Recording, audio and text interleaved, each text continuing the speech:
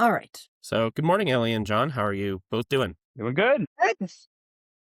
Good, excellent. Well, thank you for taking time to chat with me about your dog and Canine U as a whole, and how the whole process came together in a beautiful match. So, Yeah. Elly, I want to start with you. You have your dog, Levon, went to Canine U, and can you take us back to the beginning when you got Levon and speak about how he was and the struggles that he presented at first, ultimately led you to seeking help with it? Well, we rescued him. He was rescued by the Chicago police and delivered to, I think, directly to the PAWS hospital, where they found that he was severely underweight and he had a broken leg that was previously broken. His leg had atrophied, so he was out on the street for a while. And so they amputated. And about 2 weeks later, he was our dog and he was really out of sorts. And then we had some people over for dinner with our nice little dog, and he lost his mind all night, like all night. Like he was like a demon, like any demon, like the growling. It was just really vicious. And we basically didn't eat dinner. It was really awful, actually, because the person that was a dinner guest had just came here to the Shirley Ryan Center for rehab for his stroke. And then he comes to our house and meets this demon. The barking was so incredibly loud and mean. We just really had a terrible night of it. And then we realized that this is what he did to anyone who came over. He really became reactive and there was no settling him down. I think he bit a few people. Yeah, it wasn't good. So we hired a trainer, but he wanted to use shock collars and we weren't really comfortable with that. And we know that PAWS and the people we deal with don't advocate for anything but positive reinforcement. And I think I found canine, someone had mentioned it, that they sent their dog there. So we met John. John came to our house and we went from there. And what did you see in Canine U that did you have a moment where, as John started working with Levon, where you're like, okay, this is good, and you started to see the change in Levon as it went? All right. Well, I forgot to tell you one bit. So initially, we would take Levon to the doggy daycare. And initially, he was quite okay hanging around with the pack. And then one day, he was just not okay with hanging around with the pack anymore. And we were on vacation and I was looking at the camera and I'm like, where is Levon? How come I can't see him in the dog population? It's because he was biting all the dogs. So they had to keep him separate. And then he was kicked out of doggy daycare for unprovoked lunging. And he was never allowed back ever. So we now we didn't have anywhere for the dog to go. And then that's where we found Canine. It was a series of events that led us to John, where we are happily staying forever. When you first started working with John, what was the process like when you first got going with Levon working with John? And was it a quick conversation that started, or was it like a phone call or something like that? I actually don't remember. I just remember John coming over and Levon acting like a crazy dog. John calming him down to some degree. Mm. And we decided that the best thing would be an immersive where he would be with John. I don't know how long he was there, maybe a week. I think we did actually 3 weeks. 3 weeks, yeah, because he Yeah. really needed to rewire his thinking Yeah. and not attack people. So and then, yeah, it was 3 weeks later, he came back, he was much better. Like, he still is a little reactive, but we have it under control. Like, we can actually have people over and we can actually ride the elevator with him and take for walks. And sometimes he might look up and just growl, but we get him back real quick. He's actually the sweetest dog in the whole world. He's just been traumatized, so he's Yeah. afraid. Loves canine. And we love canine because we know John loves Levon. The whole staff at Canine loves Levon, number two. And we see the film of Levon in the lobby with people walking back and forth, and he's just sitting there calmly, and our goal is to eventually get him into the doggy population so he can play, but he cannot be off leash. So Mm, when he goes to canine, he gets to run around on grass, and he's extremely happy with that. I would mm. say it's really changed our world having John involved and canine you, and it's really wonderful. I mean, every pit bull I bet has had the biggest heart in the world. Just they're the sweetest dogs, really They down at the really core. And are. They're just Yeah, yeah, treated so they get a really bad stigma. I yeah. know. Same with Rottweilers. My aunt and uncle have a Yeah, Rottweiler, and he's the sweetest boy I know. He's just yeah. love bug. And so, with this transformation and the work and with Levon, how has that changed like your life? Is it obviously it's a lot less stress on you? I imagine with you said you can have people now over without worrying, without a Yeah, I mean, crazy there's dog biting somebody. well, he's in a kennel until Mm. everyone's relaxed, then he comes out on a leash and everyone gives him treats. So, like, he's not just among the population. Like, he is always gonna be checked because first of all, because people have a stigma with pit bulls, we don't want any of our guests to be afraid. So, we don't want him to sometimes he just doesn't like somebody. I don't know what it is. Mm. But, he's always gonna have that fear, but he is the biggest cuddler. We're madly in love with him. We think he's very smart. He's very stoic. He's, he's afraid of the cat. I think it's like John said, it's fear-based aggression, so we just have to make sure he's not afraid. Yeah, it's like clear management, and like really kind of setting Levon up for a calmer headspace, especially with like kind of like, exciting or scary things that come into their home and like really managing his behavior and kind of showing him what he needs to be able to do to kind of like settle in and calm down to be able to greet the guest if he even wants to. Absolutely. And I mean, and you mentioned, I mean, it's funny, it's a constant. All dogs fear a tiny cat. It's I've noticed that as well. I had a 75-pound Labrador growing up, and he was terrified of my aunt and uncle's 3-pound little cat. Here is Levon. Oh, big man. Really lift him up Get 'cause him in here. There he is. Oh, hello, Levon. Hey, buddy. is that What a Yeah, John? gentleman. my man. Hi, Hello. big man. I love it. Okay. Okay. So, last question for you, Elly. What would you, having been through this, and what would you say to other dog owners who feel like they're struggling with the options they have with their dog and need to have someone like Canine U? What advice would you give them now that you've been through this? Well, now that I've been through this, I would immediately go to a positive reinforcement training. I would, if anyone is talking about a shock collar, any form of negative treatment, especially for a rescue, I would say avoid at all costs and switch over to positive reinforcement. I know someone who uses a spray bottle, and now I'm like completely even against a spray bottle for jumping. Like I just think you want the dog to love you and to do things for all the right reasons and not to be afraid. So there's so many dogs that need to be rescued, and so many of them are pit bulls. And if we could, get the message out there that you can rehabilitate pit bulls, maybe not all of them, but if you try to do it through loving methods rather than methods. Excellent. Well, thank you, Ellie. Awesome to hear about the Levon's journey and your journey with that, and also to meet him very briefly. Yeah, isn't he handsome? He's so handsome. Seems like Absolutely. a Atta sweetheart. boy.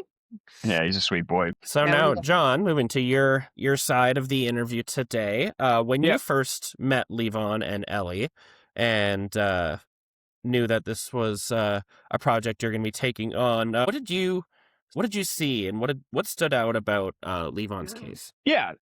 Obviously, he's a special case given he's a tripod and has amputee legs. So, the three-legged dog is kind of like a special case in a sense. But we kind of met with me coming in doing like an in-home evaluation.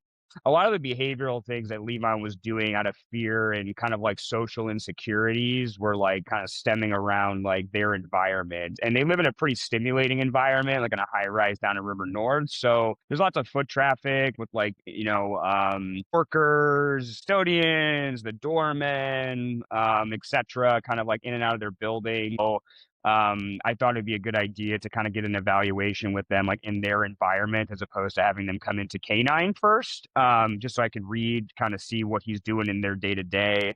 And sure Ellie can attest to this, but like she said, he was highly reactive with me coming in. I've never met him before, barking, vocalizing me pretty much the entire time I was in their home. So we were kind of doing like, I was just kind of having Ellie walk him around anytime he would start to kind of react to me, kind of like creating a little bit of space. And then we're just kind of working on calming him down and kind of showing that I'm not a threat by, engaging with him with food. He's a highly food motivated dog. So it kind of makes training go a little bit quicker when you can add food and reinforcement along the way. But yeah, meeting him, it was just from what I can kind of peg initially, he never really had an opportunity to like learn how to socialize on a grand scale, and what to do when he was getting insecure socially. So, being able to kind of pinpoint and kind of read his behavior in their environment was kind of step one for me. And then we kind of moved down the line of, kind of having him come into K9 for like a trial day. And then we kind of from there booked out an extensive board and train where he was going to be with me for a few weeks for kind of rehabilitation in a sense.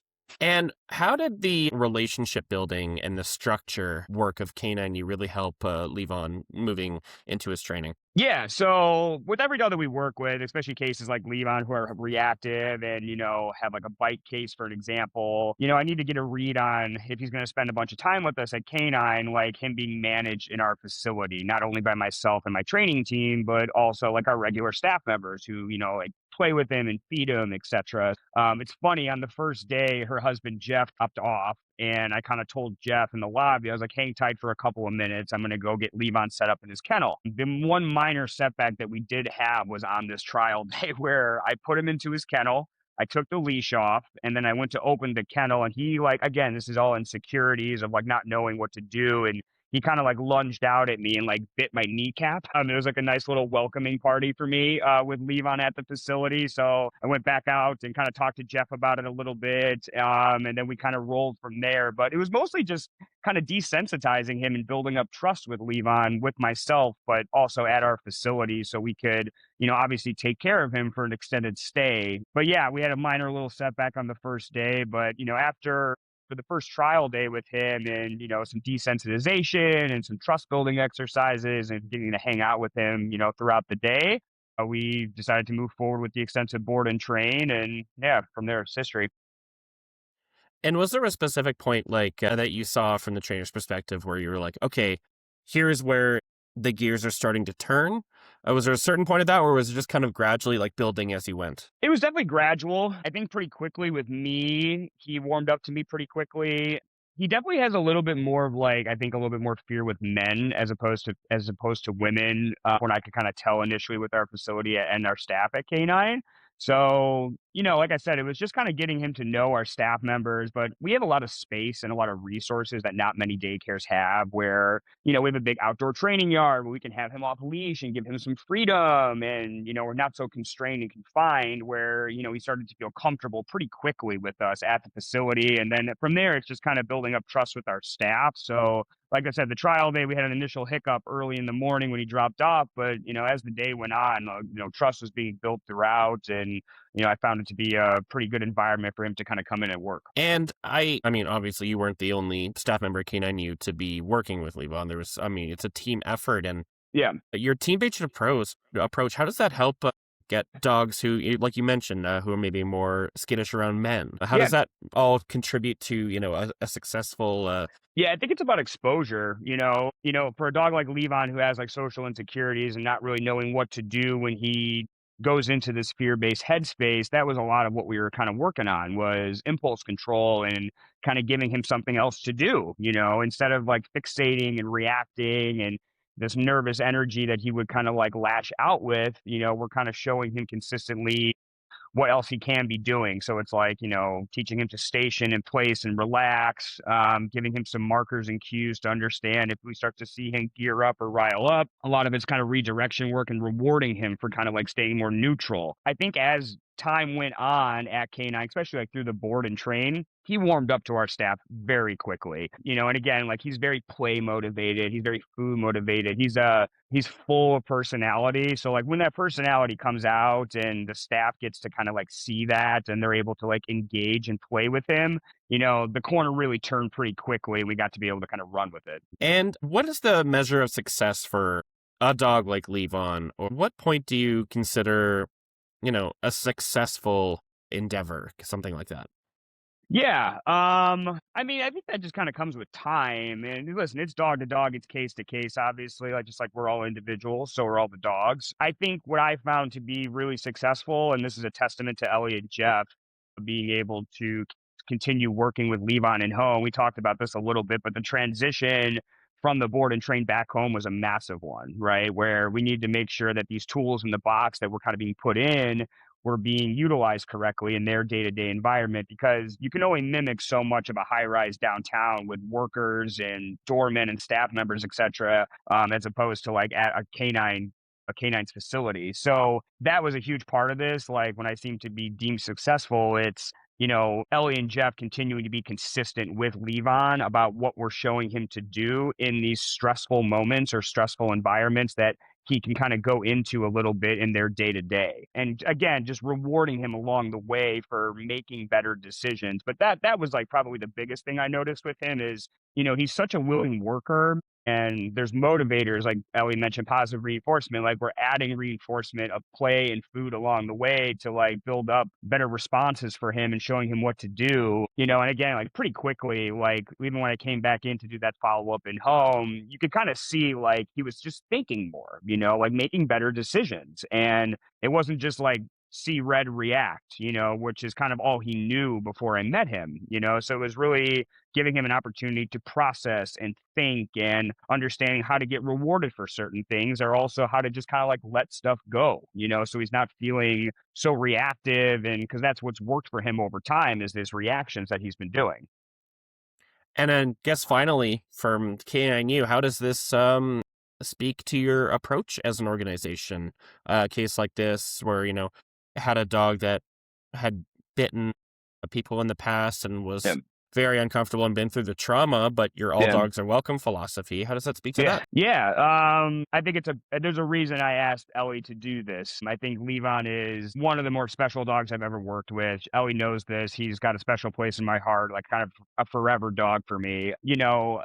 I think in general, it's a testament to being able to evaluate the dog correctly. And Ellie knows this too. Like I took a lot of steps with this, we're like, I'm not just going to meet the dog and bring them into canine and just kind of like, in a sense, like throw them in the fire. Like we had some steps we had to take to this. So the way we kind of operate, like all dogs are welcome, but we have to evaluate correctly and make sure it's a good environment for the dog to be able to come into work. And again, that just came with patience and also not putting him in a position to fail. We take in every dog, and there are things that we do when it comes to steps being taken in that regard. Like I said, with Levon, there was some extra steps we took, and it worked out very, very well as far as like kind of like slow and steady wins the race almost. Awesome. That's wonderful. Well, thank you both very much for sharing the story of Levon and how his training went, everything. It was beautiful to meet him and hear, and just awesome story. So thank you both very much. Of Thank course, you man. so much. Yeah, of Awesome. course. Have a great day, guys.